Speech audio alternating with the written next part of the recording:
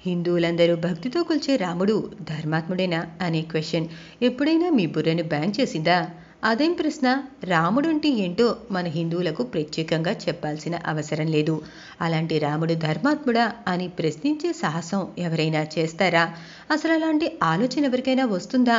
కానీ వారిని వెనక నుంచి చంపేసిన రాముడు ధర్మాత్ముడెలా అవుతాడు కదా!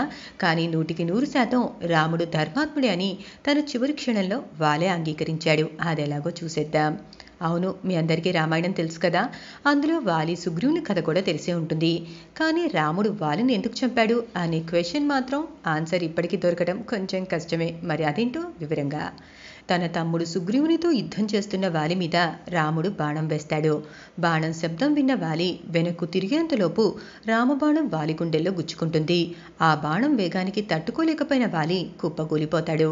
అప్పుడు వెనక నుండి వస్తున్న రామలక్ష్మణ్ని చూసి వాలి రాముణ్ణి కొన్ని ప్రశ్నలు అడిగాడు. రామ, నువ్వు చాలా గొప్పవాడివి, ధర్మం తెలిసిన వాడివి, పరాక్రమవంతుడివి. మరి అలాంటి వాడివి ఇలాంటి పని ఎందుకు చేశావు? అప్పటికీ నా భార్య తార నీ గురించి చెప్తూనే ఉంది. నువ్వు నా తమ్ముడైన సుగ్రీవునితో స్నేహం చేస్తున్నావని, ఈ యుద్ధానికి వెళ్ళొద్దని వారించింది.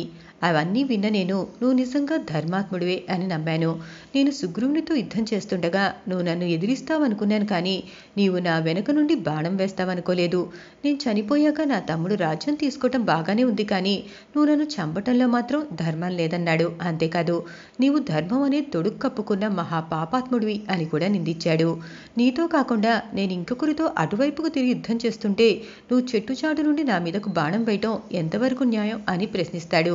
యుద్ధం అంటూ వస్తే బంగారం వల్ల, వెండి వల్ల, భూమి వల్ల రావాలి, కానీ నీకు నాకు ఏ విధమైన గొడవ లేదు. నీ రాజ్యానికి కూడా నేను ఎటువంటి ఇబ్బంది కలిగించలేదు. మరి ఈ పని ఎందుకు చేశావు అనే ప్రశ్నతో పాటు మరో ప్రశ్న కూడా రాముణ్ణి అడిగాడు వాలి. నీ భార్య కోసం అడవిలో వెతుకుతున్నావు. నీ భార్యను ఎత్తుకుపోయిన వాడు రాక్షసుడు.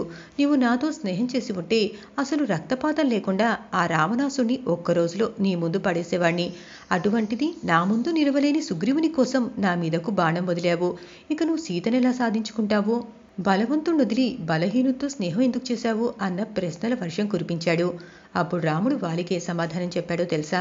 వాలి, నువ్వు చిన్న పిల్లాడిలా ఆలోచిస్తున్నావు. నువ్వు ఈ వానరులకి రాజువి. నువ్వు ధర్మం తప్పితే నీ వెనుకున్న వారు కూడా ధర్మం తప్పుతారు.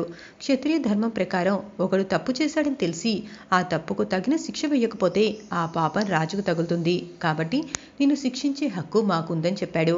ఇక నేను మానవుణ్ణి, నువ్వు జంతువువి. క్షత్రియుడు ఓ మృగాన్ని కొట్టవలసి వస్తే తాను చాటున ఉండి వలవేసి, పాసం వేసి అప్రమత్తంగా ఉన్నప్పుడో, పడుకొని ఉన్నప్పుడో, నిలబడి ఉన్నప్పుడో, పారిపోతున్నప్పుడో ఎప్పుడైనా కొట్టచ్చు. కానీ ఆ మృగం మరో మృగంతో సంగమిస్తున్నప్పుడు కొట్టకూడదు. నువ్వు మిథున లక్షణాలు లేవు కాబట్టి నిన్ను కొట్టాను అని చెప్పాడు రాముడు. ఇక తోడబుట్టిన తమ్ముడు, తన దగ్గర విద్య నేర్చుకున్న శిష్యుడు కుమారులతో సమానం. నువ్వు సుగ్రీవునికి తండ్రితో సమానం. ఇక నీ తమ్ముడు భార్య అయిన రుమ నీకు కోడలితో సమానం. కానీ సుగ్రీవుడు బతికున్నాడని తెలిసి కోడలితో సమానమైన రుమతో నీ భార్యగా కామసుఖాన్ని పొందుతున్నావు. అందుచేత ఓ మామగారు కోడలతో కామభోగాన్ని అనుభవిస్తే ఎంత దోషమో అంత దోషాన్ని నువ్వు చేశావు. ధర్మశాస్త్రంలో దీనికి మరణశిక్ష తప్ప వేరొక శిక్ష లేదు. అందుకని నేను నిన్ను చంపవలసి వచ్చిందని చెప్పాడు. ఇక నీవు బలవంతుడువైనా నీలాంటి వాడితో నేను స్నేహం చేయనని వివరించాడు. తప్పు చేసిన వాణ్ణి రాజు శిక్షిస్తే వాడి పాపం ఇక్కడితో పోతుంది. నేను నిన్ను చంపటం వల్ల నువ్వు ఏ పాపం లేని స్థితికి చేరుకున్నావు. నీ పాపం ఇక్కడితో పోయింది. అందుకని నువ్వు ఉత్తమ లోకానికి వెళ్ళిపోతావని వాళ్ళడిగిన ప్రశ్నలకు సమాధానం చెప్పాడు రాముడు. రాముడు మాటలు విన్న వాలి తన 2 చేతులతో రాముడికి నమస్కరిస్తూ, నువ్వు చెప్పింది యథార్థం. నీ చేతిలో మరణమైనా నాకు స్వర్గమే అంటూ ప్రాణాలు విడిచాడు వాలి.